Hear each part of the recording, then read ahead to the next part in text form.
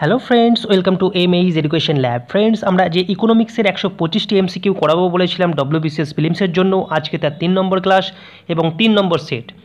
আমি প্রথম ক্লাসে করেছিলাম কি না, বাংলা ভাষায় 25টি কোশ্চেন দিয়েছিলাম এবং পরে ইংরেজি ভাষায় 15টা কোশ্চেন দিয়েছিলাম এবং বলেছিলাম ডব্লিউবিসিএসের প্রিলিমসের আগে যত সম্ভব 125টির মধ্যে যতগুলো সম্ভব করিয়ে দেওয়ার। কিন্তু সেইভাবে করাতে গিয়ে দেখছিলাম যে একটা ক্লাসে 15টার বেশি কোশ্চেন আলোচনা করা হচ্ছে না এবং পরীক্ষাও খুব আসন্ন। তাই আমি ভাবলাম যে এই 3 নম্বর সেটে ম্যাক্সিমাম কোশ্চেনটা দিয়ে এবং ডব্লিউবিসিএসের প্রিলিমসের আগে ইকোনমিক্সের ক্লাসটা আজকেই লাস্ট হবে। এবং এই সেটে আমি প্রায় 50টা ইম্পর্টেন্ট খুব বাছাই করা প্রশ্ন আমি টোটালটাই আজকে রেডি করেছি। টোটালটাই বাছাই করা প্রশ্ন একসাথে তোমাদেরকে দিয়ে দেবো। এবং যদি আমি ধীরে ধীরে ক্লাস নিতে চাই তাহলে তোমাদের সময়টাই নষ্ট হবে। আমি এই যে পিডিএফটি তোমরা দেখতে পাচ্ছ, এটি টোটালটাই এই 50টা কোশ্চেনের একটা সেট। ভিডিও ডেসক্রিপশনে লিঙ্ক দিয়ে দেবো, তোমরা ডাইরেক্টলি ডাউনলোড করে তোমরা পড়াশোনা শুরু করে দাও। আমি জাস্ট কয়েকটা জিনিস হালকা করে দেখিয়ে দিচ্ছি। এখানে আমার ইনভলভমেন্ট হওয়ার থেকে তোমাদের বেশি ইনভলভ হওয়া উচিত। তো তোমরা পিডিএফটি ডাউনলোড করে তোমরা পড়া শুরু করে দাও। এবং আর একটা কথা, যারা এখনও আমাদের যে একটা সুপার ডাইজেস্টিভ ইকোনমিক্সের নোট মাত্র 20টা পেজ আছে, সেটা এখনও কেনোনি, তারা অবশ্যই ভিডিও ডেসক্রিপশান থেকে গিয়ে সেটা কিনে নিতে পারো। তো দেখো প্রথমে কি আছে না, একটা ম্যাচিং কোশ্চেন দেওয়া আছে। আমি জাস্ট একবার করে দেখিয়ে দিচ্ছি, বাকি জিনিসটা তোমরা পড়ে নেবে। তো ম্যাচিং কোশ্চেনে কী আছে না, কোনটা এখানে বলা হচ্ছে which of the following pair is not correctly matched, কোনটা ঠিকভাবে ম্যাচ করা নেই। তো এখানে অপশান ডিটা ঠিকভাবে ম্যাচ করা নেই। তো বাকি 3টে অপশান যেগুলো আছে সেগুলো তাহলে তোমাদের কাছে ইনফরমেশন হয়ে গেল, এই 3টে সঠিকভাবে ম্যাচ করা আছে। তো এই 3টে ইনফরমেশন তোমরা একবার দেখে নিও। তারপরে দেখো which one of the following is not a member of the organisation of the petroleum exporting countries, অর্থাৎ ওপেকের মেম্বার কোনটি নয়। এখানে যে অপশান বি আছে ব্রাজিল, সেটি ওপেকের মেম্বার নয়। তাহলে এই যে 3টে আছে, বাকি 3টে সেটি ওপেকের মেম্বার। তোমাদেরকে আরও জানতে হবে যে ওপেকের মেম্বার কতগুলো, তোমরা একবার দেখে নিও। তো তারপরে দেখো 3 নম্বর প্রশ্ন, যে the earlier name of the WTO এর আগে কী নাম ছিল? GATT। এটি খুবই ইম্পর্টেন্ট, ডব্লিউবিসিএস পরীক্ষায় মাঝে মাঝে এসে থাকে। তারপরে দেখো ওয়ার্ল্ড ব্যাংক এবং যেটা IMF আছে, সেই দুটো তাদের কাজটা কি সেটি জানতে চাওয়া হয়েছে। তো এখানকার অপশানের মধ্যে অপশান এ হবে সঠিক উত্তর, অর্থাৎ long term and short term credit, অর্থাৎ লং টার্ম ক্রেডিট দেওয়া এবং শর্ট টার্ম ক্রেডিট দেওয়া। তারপরে দেখো অয়েল পুল ডেফিসিয়েট ইজ এ ডেফিসিয়েট, অর্থাৎ এই যে অয়েল পুল ডেফিসিয়েটের মানেটা কী সেটা জানতে চাওয়া হয়েছে। তোমরা এখানে দেখে নাও যে অপশান সি হলো সঠিক উত্তর, অর্থাৎ অপশান সিতে কী আছে না 3 এবং 4। তাহলে এখানে 3 নম্বর আর 4 নম্বর ইনফরমেশনটা তোমরা পড়ে নিও। আমি জাস্ট এখানে কনসেপ্ট বিল্ড করার জন্য আজকের ক্লাসটি করাচ্ছি না। আজকের ক্লাসটা এই পিডিএফটি তোমরা কীভাবে পড়বে তার সম্পর্কে একটা হালকা ধারণা দিচ্ছি। তো দেখো এই প্রশ্নটা পরীক্ষায় এসে থাকে যে India opted for mixed economy, অর্থাৎ ভারতবর্ষ যে মিশ্র অর্থনীতি সেটা কখন থেকে শুরু হয়েছিল, মিশ্র অর্থনীতি ব্যবস্থাটা ভারতবর্ষ কখন গ্রহণ করেছিল? অপশান সি হবে সঠিক উত্তর, অর্থাৎ যখন যে ইন্ডাস্ট্রিয়াল পলিসি হয়েছিল 1948 খ্রিস্টাব্দে, সেই ইন্ডাস্ট্রিয়াল পলিসির মধ্যে ভারতকে কী করা হয়েছিল না মিক্সড ইকোনমির মধ্যে আনা হয়েছিল। বন্ধুরা, এইগুলো একেবারে বাছাই করা কোশ্চেন, তোমরা অবশ্যই এই কোশ্চেনগুলো অ্যাটলিস্ট করে যেও। আমি বলছি না এখান থেকে সব কমেন্ট পড়বে, বাট তোমাদের একটা কনসেপ্ট বিল্ড করবে, হয়তো কিছু কোশ্চেন তোমরা পেয়ে যেতে পারো। তো দেখো তারপরে কি আছে, the basic objectives of Indian plannings, যে ভারতবর্ষের পঞ্চবার্ষিকী পরিকল্পনা তার মূল উদ্দেশ্য সেটি কি? অপশান বি হবে সঠিক উত্তর, অর্থাৎ বিতে কী আছে 1, 2, 3, অর্থাৎ এখানে 4টে যে ইনফরমেশন দেওয়া আছে তার মধ্যে প্রথম 3টেই হবে সঠিক উত্তর। ইকোনমিক গ্রোথ, অর্থাৎ অর্থনৈতিক উন্নতি করা, তারপরে যে সেলফ রিলায়েন্স করা, আর হলো কি না কর্মসংস্থান, অর্থাৎ এমপ্লয়মেন্ট জেনারেশন। এই 3টির উদ্দেশ্যে করা হয়েছিল কি না ইন্ডিয়ান প্ল্যানিং সিস্টেমটি চালু করা হয়েছিল।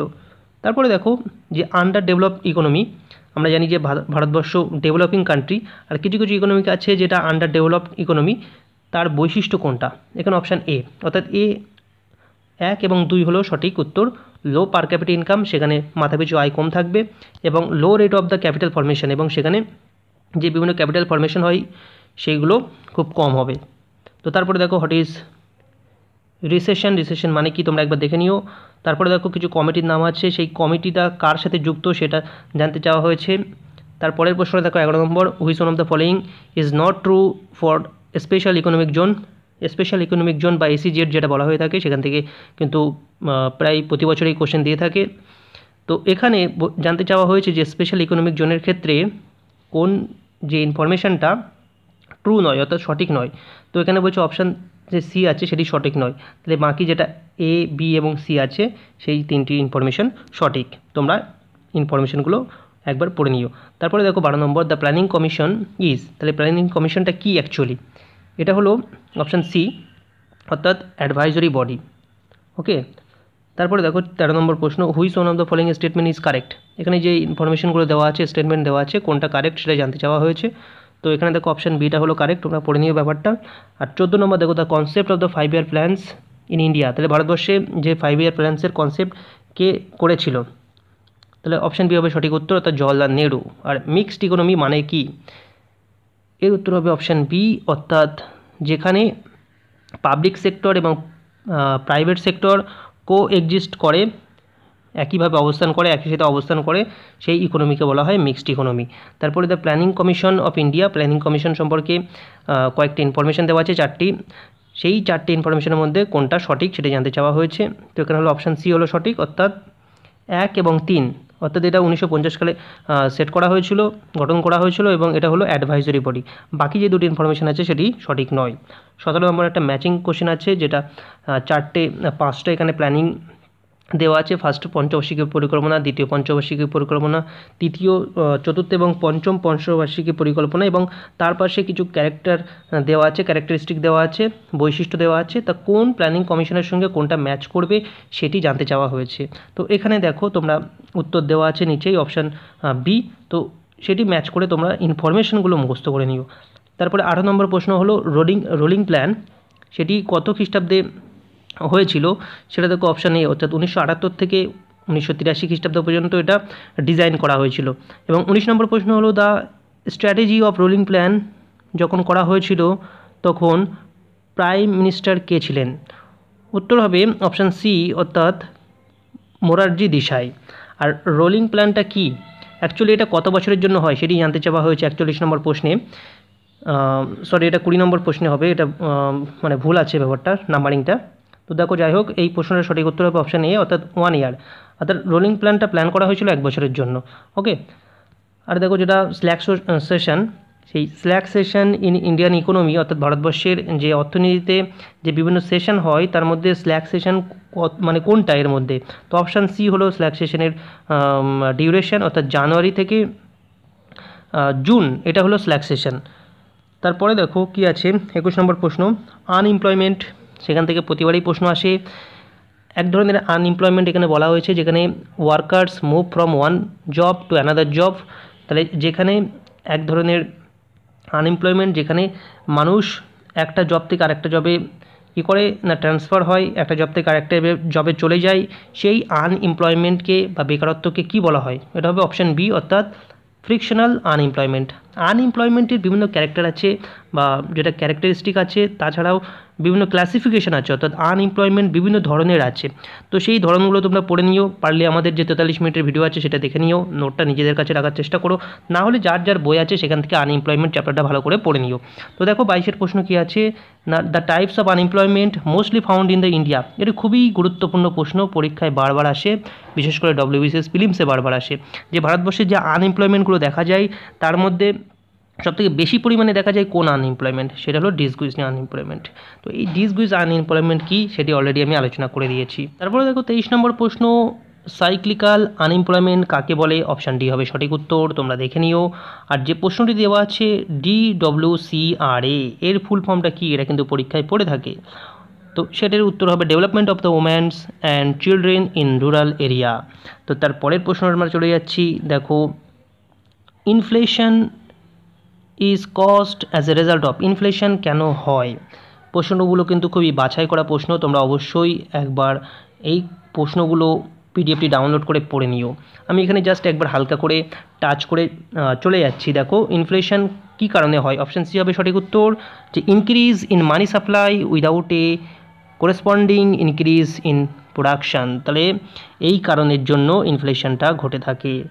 তারপরে দেওয়া আছে যে কস্ট পুশ ইনফ্লেশন কোনটা, বা সেই which of the following accounts for the cost push inflation, cost push inflation কেন ঘটে? বি, অর্থাৎ ইনক্রিজ ইন ইনডাইরেক্ট ট্যাক্সেশন, তার জন্য কস্ট পুশ ইনফ্লেশন ঘটে থাকে। দেখতে পাচ্ছ ব্ল্যাক মানি কাকে বলে, তারপরে এই যে বিভিন্ন মানি সম্পর্কে আলোচনা করা, এটা কিন্তু খুবই গুরুত্বপূর্ণ, প্রিলিমস এবং মেন দুই জায়গায় এসে থাকে। যে ব্রড মানি কোনটা, তাহলে সি অর্থাৎ যেটা হলো M3 সেটা হলো ব্রড মানি।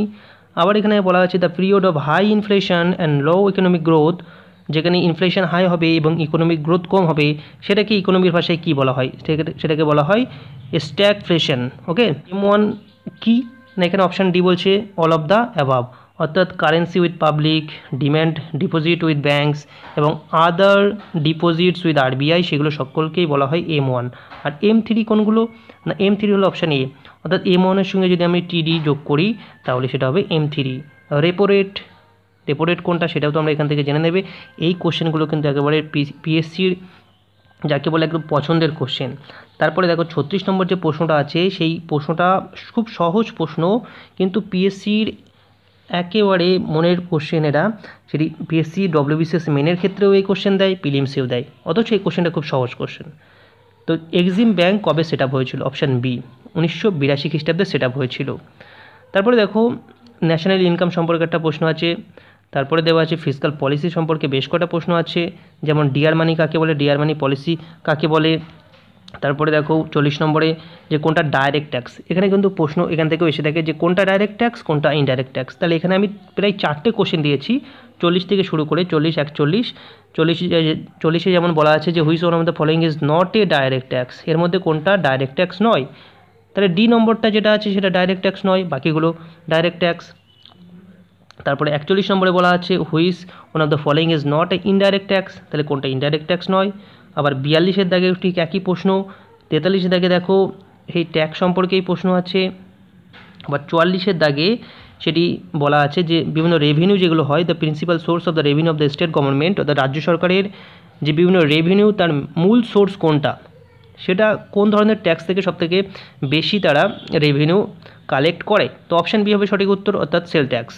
ওকে, 45-এর দাগেও ঠিক ট্যাক্স সম্পর্কে আরেকটা প্রশ্ন আছে, এবং 46-এর দাগে বিভিন্ন রকম কমিটি এবং তারা কি কি জিনিসের সঙ্গে সম্পর্কযুক্ত সেটা জানতে চাওয়া হয়েছে, একটা ম্যাচিং কোশ্চেনের মাধ্যমে তোমরা অবশ্যই পড়ে নেবে।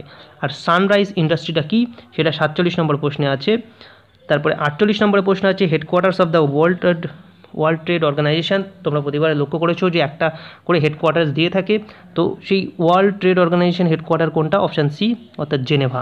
ওকে, এবং তারপরে যে কোশ্চেনটা আছে 49, দি গ্রিন রেভলিউশন ব্যাপারটা কি, তার যে বিভিন্ন ইনফরমেশন দেওয়া আছে কোনটা সঠিক। এবং একেবারে 50-এর দাগের কোশ্চেনটা আছে যে the year of great divine কোনটা, তো অপশান এ হবে সঠিক উত্তর, অর্থাৎ rapid growth rate in population after 1921, অর্থাৎ 1921 খ্রিস্টাব্দে যে র্যাপিড গ্রোথ হয়েছিল ভারতের জনসংখ্যায়, সেটাকে বলা হয় the year of great divide.